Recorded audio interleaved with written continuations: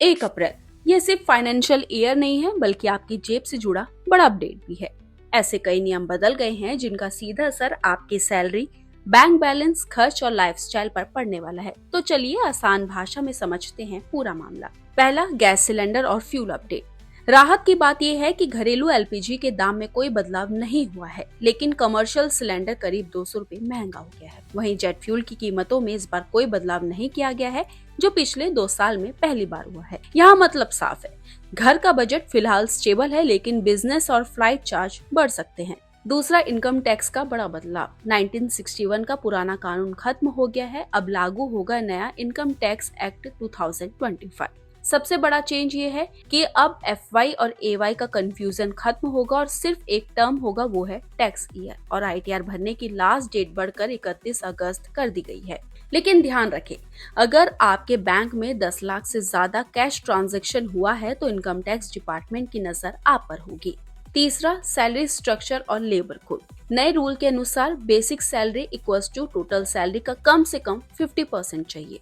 फायदा, PF और ग्रेजुइटी बढ़ेगी। नुकसान ये है कि हाथ में मिलने वाली सैलरी थोड़ी कम हो सकती है। साथ ही अब HRA क्लेम के लिए रेंट रिसिप्ट प्लस मकान मालिक का पैन देना जरूरी होगा। चौथा, रेलवे और फास्टैग नियम। ट्रेन टिकट कैंसिल करने पर 2 नियम लागू होंगे। 8 से 24 घंटे पहले अगर कैंसिल करते हैं तो सिर्फ 50% रिफंड होगा और 8 घंटे से पहले करते हैं तो कोई भी रिफंड नहीं होगा। अच्छी खबर है कि अब आप ट्रेन चलने से 30 मिनट पहले तक बोर्डिंग पॉइंट बदल सकते हैं। फास्टैग अपडेट ये है कि एनुअल पास 3000 से बढ़कर 3075 हो गया है, यानी ट्रैवल अब थोड़ा महंगा हो गया है। पांचवा, बैंक और ATM चार्जेस। महीने में 5 फ्री ट्रांजैक्शन के बाद हर विड्रॉल पर 23 रुपए चार्ज लगेगा। ATM ट्रांजैक्शन फेल होने पर 25 रुपए पेनल्टी होगी। कुछ बैंकों ने विड्रॉल लिमिट भी कम की है, मतलब अब हर ट्रांजैक्शन सोच समझ कर करना होगा। छठा, पैन कार्ड और क्रेडिट स्कोर। नए पैन बनवाने के लिए अब सिर्फ आधार कार्ड से काम नहीं चलेगा, आपको डेट ऑफ बर्थ प्रूफ देना होगा, जैसे 10वीं का सर्टिफिकेट और पासपोर्ट। अच्छी बात, अब क्रेडिट स्कोर हर हफ्ते अपडेट होगा, यानी लोन लेने में ट्रांसपेरेंसी बढ़ेगी। सातवां, UPI और डिजिटल पेमेंट रूल्स। अब सिर्फ OTP नहीं चलेगा, 2 फैक्टर ऑथेंटिकेशन जरूरी होगा और अगर आप UPI से ATM से कैश निकालते हैं तो हर बार 23 रुपए चार्ज लगेगा। मतलब सिक्योरिटी बढ़ी है, लेकिन खर्च भी बढ़ गया है। होटल पेमेंट्स लिमिट हो गए हैं, अब आप होटल में 1 लाख से ज्यादा कैश पेमेंट नहीं कर सकते हैं। इससे ऊपर डिजिटल या चेक जरूरी है। सरकार का मकसद है ब्लैक मनी को रोकना। नवा, investment update, SGB and market. अगर आपने SGB मार्केट से खरीदा है तो प्रॉफिट पर 12.5% टैक्स लगेगा।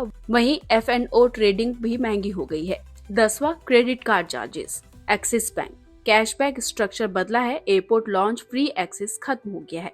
यस बैंक लिमिट क्रॉस करने पर एक्स्ट्रा चार्ज लगेगा, यानी क्रेडिट कार्ड यूज करना अब थोड़ा सा कॉस्टली हो गया है। 11वां, नया लोन रूल। अब बैंक्स और NBFCs चांदी के गहनों पर भी लोन दे सकता है, यानी गोल्ड लोन के साथ साथ सिल्वर लोन ऑप्शन भी मिलेगा। ओवरऑल असर की बात करें तो कुछ बदलाव आपके लिए फायदेमंद है, जैसे टैक्स सिस्टम सिंपल हुआ है, फ्यूचर सेविंग यानी कि PF बढ़ी है, लेकिन कुछ चीजें महंगी भी हुई है। Banking charges, travel cost, investment tax. यानी साफ है 1 अप्रैल से आपकी इनकम और एक्सपेंसेस दोनों बदल गए हैं। अब आप बताइए, इन नियमों में सबसे ज्यादा असर आपको किस चीज पर लग रहा है? क्या ये नियम आम आदमी के लिए सही है या बोझ बढ़ा सकते हैं? कमेंट करके अपनी राय हमें जरूर बताइएगा और हाँ, चैनल को सब्सक्राइब करना बिल्कुल ना भूलिए।